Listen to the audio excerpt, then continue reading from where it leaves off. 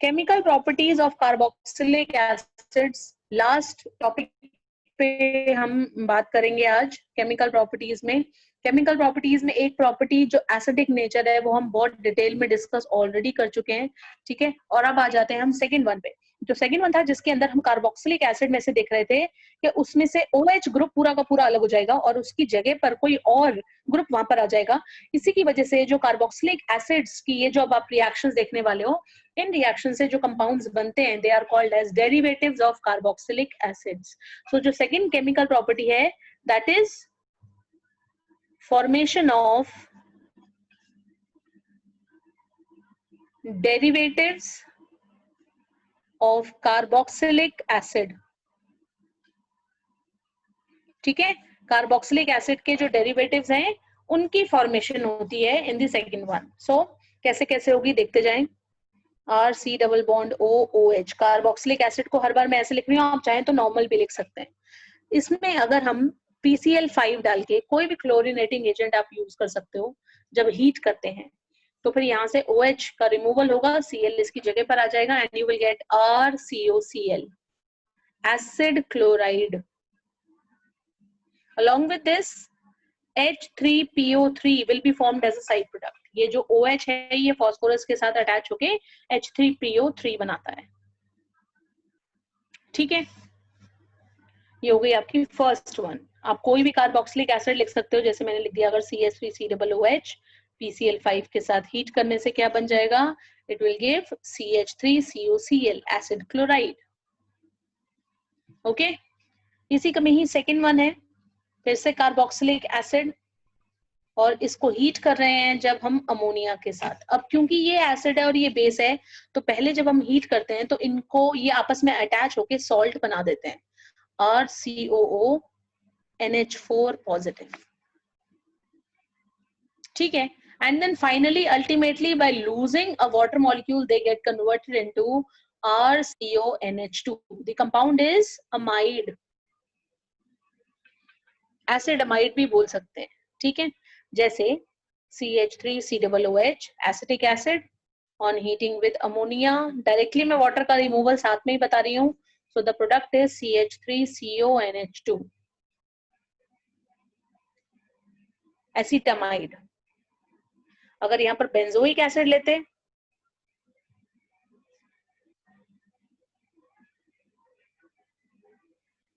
So the product is benzene के ऊपर CONH2, compound is known as benzamide, benzenamide, sorry.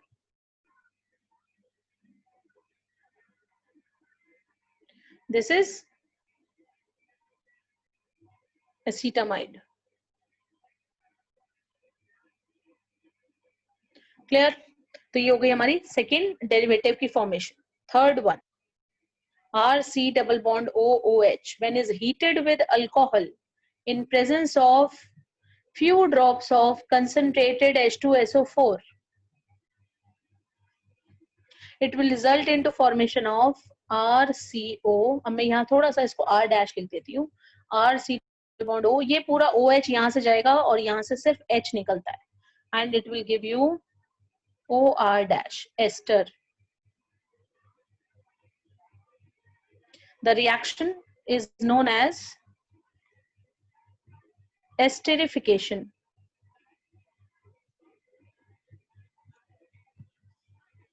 ठीक है, और एस्टेरिफिकेशन का मैकेनिज्म में आपको ऑलरेडी जब अल्कोहल चैप्टर आपको मैंने पढ़ाया था, अल्कोहल, फिनॉल्स और ईथर, उसमें हमने एस्टेरिफिकेशन का मैकेनिज्म डिस्कस कर लिया था। एक बात और भी बता दूं, जितने इंपॉर्टेंट मैकेनिज्म्स हैं उनमें से एस्टेरिफिकेशन भी एक बहुत इंपॉर्टेंट मैकेनिज्म है।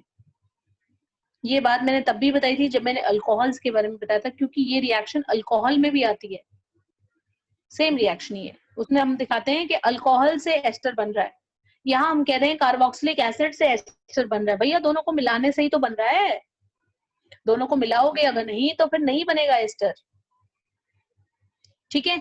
अब जिस तरह का आपको एस्टर फॉर्म करना है उसी के अकॉर्डिंगली आपको एसिड और अल्कोहल लेना पड़ेगा। जैसे अगर मैं एसिड यूज कर रही हूँ, एसिटिक एसिड, और कंपाउंड साथ में ले रही हूँ फिनॉल,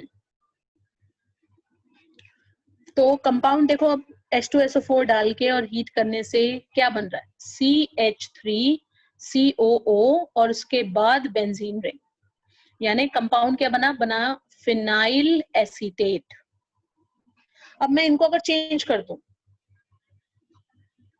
बेंजोइक एसिड ले लूं और मीथेनॉल ले लूं, वही H2SO4 की प्रेजेंस में हीट करेंगे तो क्या होगा?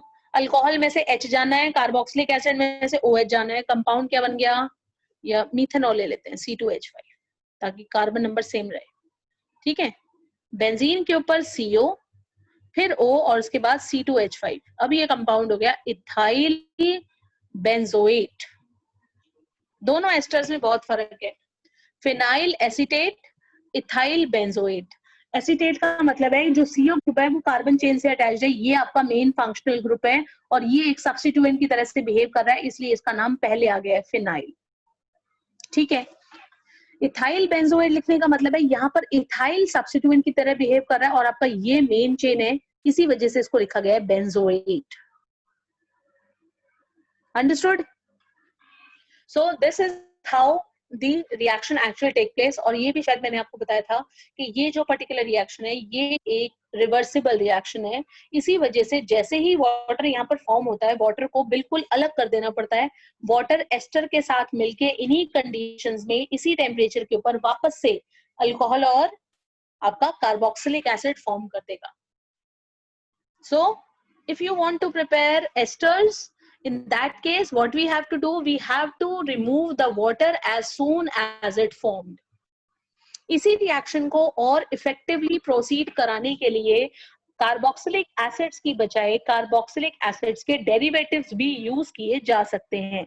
यानी अगर हम CH3COOH की बजाय CH3COCl यूज करें, उसके साथ में अपना नॉर्मल अल्कोहल यूज कर लें, कोई भी फिनॉल, इथेनॉल, कोई भी आप अल्कोहल ले सकते हो, जो भी आप एस्टर बनाना चाहो।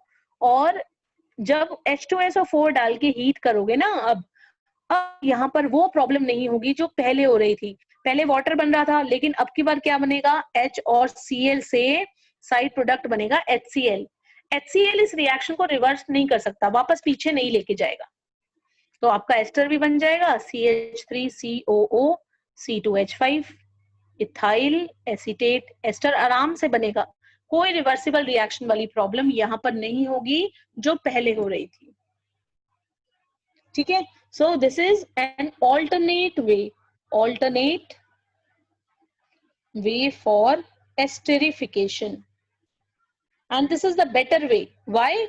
Because in the previous method जो basic esterification reaction है उसमें साइड प्रोडक्ट वाटर बनता है जो रिएक्शन को रिवर्सिबल बना देता है, लेकिन जब हम एसिड क्लोराइड यूज करते हैं इंस्टेड ऑफ एसिड तो वहां पर ऐसा कोई प्रॉब्लम नहीं होता क्योंकि वाटर ही नहीं बनता है।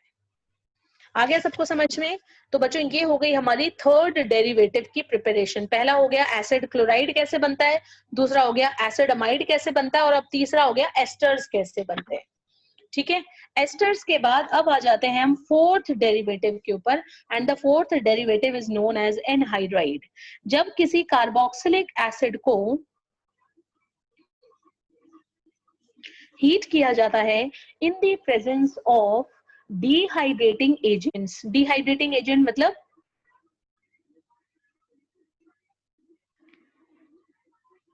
which can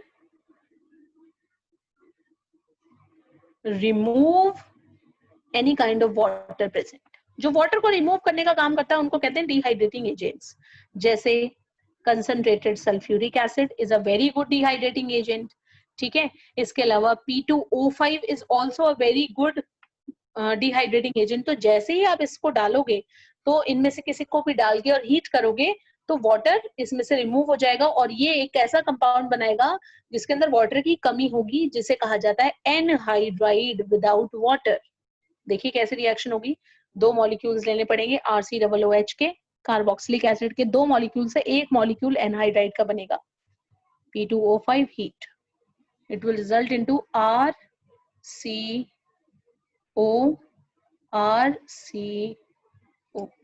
ये कंपाउंड कहलाता है एनहाइड्राइड। ठीक है, जैसे CH3COOH 2 मॉलिक्यूल्स लिख लो इसके। ये वाटर देखो कैसे गया है, एक में से H और एक में से OH, H2O निकल गया P2O5 के साथ हीट करने से या कंसंट्रेटेड H2SO4 के साथ हीट करने से क्या बच गया, एक तो कॉमन ऑक्सीजन बच गई, दोनों के ऊपर एक एक CO बच गया, और इन दोनों के साथ जो जो कार्बन अटैच जैसी जैसी अटैच थी वैसी की वैसी बन जाएगी। तो कंपाउंड का नाम कैसे रखेंगे, जो एसिड है उसी का ही एनहाइड्राइड बोलते हैं। जैसे ये एसिटिक एसिड था तो हम बोलेंगे एसिटिक एनहाइड्राइड। अगर आप बेंजोइक एसिड लेते हैं तो बेंजोइक एनहाइड्राइड। ठीक है, तो जो भी आप एसिड ले रहे हो उसी का ही ये एनहाइड्राइड कहलाएगा। Understood everyone? So these were the properties belonging to the second category in which derivatives of carboxylic acids have been formed. इसके बाद आ जाती है थर्ड रिएक्शन, थर्ड कैटेगरी। जो थर्ड कैटेगरी है उसमें मिसलेनियस रिएक्शंस आप लिख सकते हो। ठीक है, मिसलेनियस। ये जो मिसलेनियस रिएक्शंस है इनमें से सबसे ज्यादा इंपॉर्टेंट सबसे पहले मैं डिस्कस करूंगी वो है HBZ। HBZ का फुल नेम है हेल वोल्हार्ड ज़ेलेंस्की रिएक्शन। ये जो पर्टिकुलर रिएक्शन है ये रिएक्शन उन कार्बोक्सिलिक एसिड्स में होती है जिनके अंदर अल्फा हाइड्रोजन प्रेजेंट हो। Reaction takes place in those carboxylic acids which have alpha hydrogen. Alpha hydrogen याद नहीं है तो एक बार याद करा देती हूँ। ये हमारा कार्बोक्सिलिक ग्रुप हो गया। इस कार्बन से जो नेक्स्ट कार्बन जुड़ा है वो अल्फा कार्बन है, और अगर इसके ऊपर एक हाइड्रोजन भी प्रेजेंट है तो वो अल्फा हाइड्रोजन हो। तो कम से कम एक अल्फा हाइड्रोजन का होना नेसेसिटी है अगर आप ये रिएक्शन करना चाहते हो। ठीक है, इस रिएक्शन में करते क्या है, इसमें अल्फा हाइड्रोजन्स को रिप्लेस किया जाता है bye halogen. In this reaction alpha hydrogens are replaced by halogen. So let's see the reaction now. CH3 COOH, alpha hydrogen तीन है, हमें तो सिर्फ एक चाहिए। जितने हैं तब तक रिएक्शन, जब तक ये सारे खत्म नहीं हो जाते तब तक रिएक्शन भी चलती रहती है। करना क्या है, हेलोजन डालना है, हेलोजन डाल के और हीट करना है। ठीक है, in the presence of red phosphorus. Red phosphorus के साथ हेलोजन डालकर हीट करना है। यहाँ पर कोई रिएक्शन नहीं होगी, सिर्फ और सिर्फ जो अल्फा हाइड्रोजन है वो एक एक करके हटते जाएंगे। CH2 एक हाइड्रोजन हट गया, हेलोजन लग गया। फिर ये रिएक्शन दोबारा से होगी, एक और हाइड्रोजन हट जाएगा, दो हेलोजन हाइड्रोजन से जुड़ गए हैं, कार्बन से जुड़ गए हैं, सॉरी।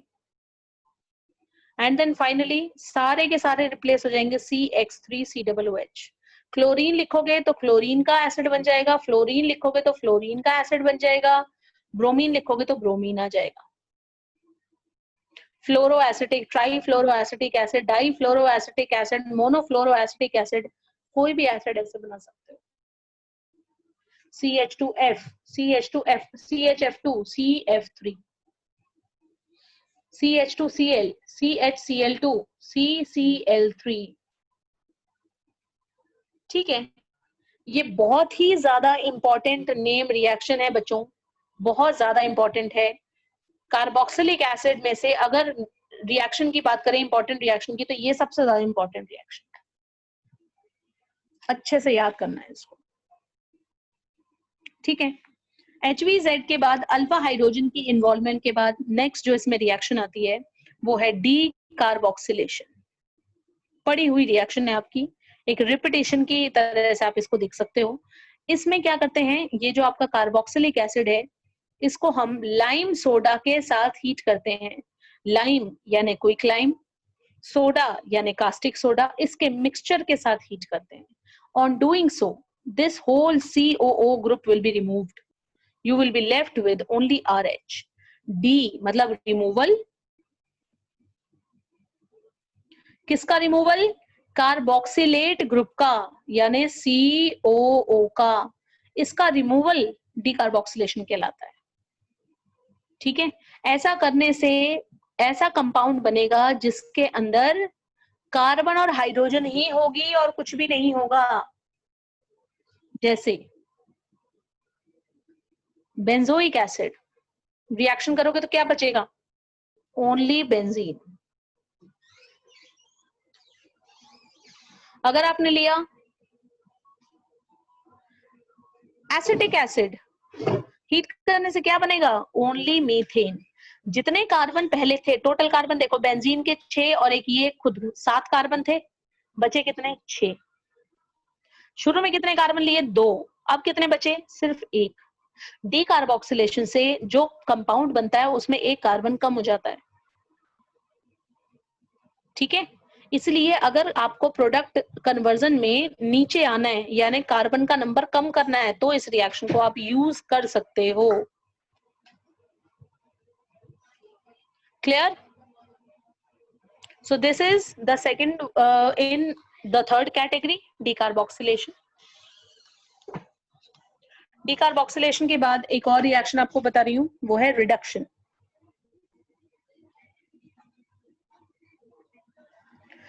रिडक्शन जो है, जैसे हम अल्कोहल्स की या सॉरी एल्डिहाइड्स कीटोन्स की जब हम रिडक्शन करते हैं तो उनसे अल्कोहल बनाते हैं। इसी तरीके से किसी कार्बोक्सिलिक एसिड की रिडक्शन करोगे अगर अच्छे से रिड्यूसिंग एजेंट के साथ, लिथियम एल्यूमिनियम हाइड्राइड ले लो या फिर आप सोडियम बोरोन हाइड्राइड ले लो, ठीक है, या फिर आप सोडियम के साथ इथेनॉल ले लो या फिर आयरन विद HCl ले लो, इनमें से कोई भी रिड्यूसिंग एजेंट आप यूज करोगे अगर कार्बोक्सिलिक एसिड्स के साथ, तो ये अल्कोहल में कन्वर्ट हो जाएगा। ऑक्सीजन हटेंगी और हाइड्रोजन ऐड हो जाएंगी, CH3 CH2OH। इसी तरीके से अगर यही सेम रिएक्शन आप बेंजोइक एसिड के साथ करते हो, कोई भी आप इनमें से यूज कर रहे हो कोई भी, then it will be resulting into formation of CH2OH। Compound का नाम हो गया बेंजाइल अल्कोहल। ठीक है, और अगर रिड्यूसिंग एजेंट इनकी बजाय HI, रेड फॉस्फोरस हीट, पिछली बार हमने रेड फॉस्फोरस के साथ हेलोजन लिखा था, अब की बार HI लिख रही हूं।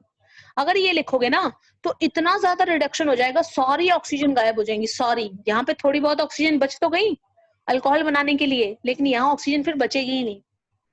CH3 CH3 यानी इथेन बन गया। जैसा वॉल्फ किश्नर या फिर आपका क्लेमेंसन रिडक्शन में होता है वो चीज हो जाएगी।